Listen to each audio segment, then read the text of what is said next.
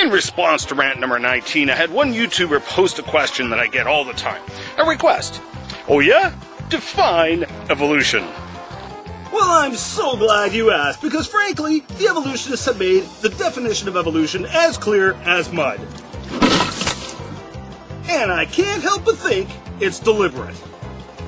For example, some will say that evolution is defined as change over time. Oh, come on. That definition is so vague and pathetic, it starts to sound like a politician's campaign promise. For example, here we have the evolution of the bicycle. It depicts change over time. So, is this evolution? No, that's intelligent design. This one-size-fits-all definition of evolution muddies the waters. If evolution really is change over time, then that would include things like the continuous, measurable deterioration of our DNA. Isn't that evolution? After all, it's change over time. No, that's de-evolution. Your definition muddies the waters because it includes everything. We're even led to believe that things like mass extinctions are quote-unquote evolution. Wait a minute.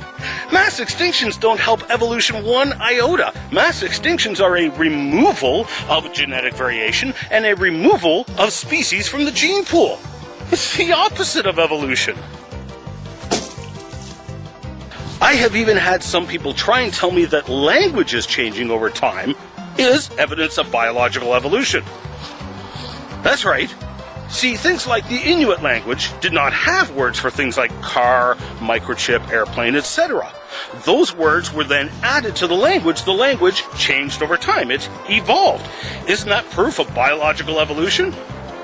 No, that's intelligent design. What on earth does adding words to a language have to do with a lizard evolving a wing?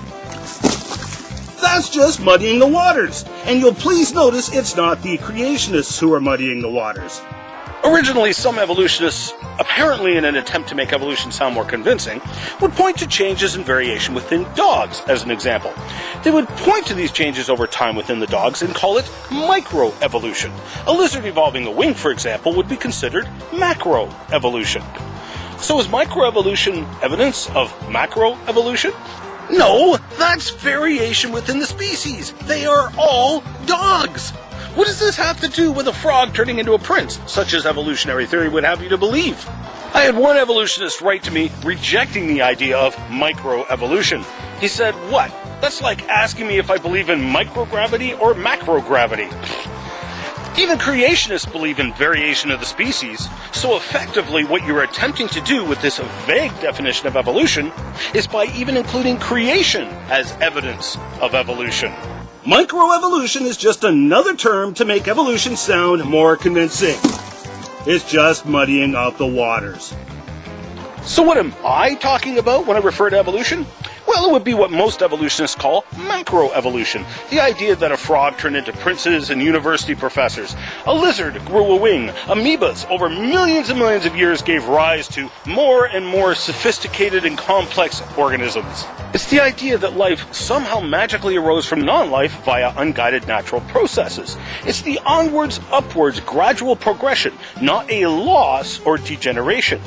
It's the gain of new genetic information over time. Instead, what we see is stasis and extinction in the fossil record. We see the loss of genetic information over time. We find scientific and natural laws that say it's impossible for life to arise from non-life.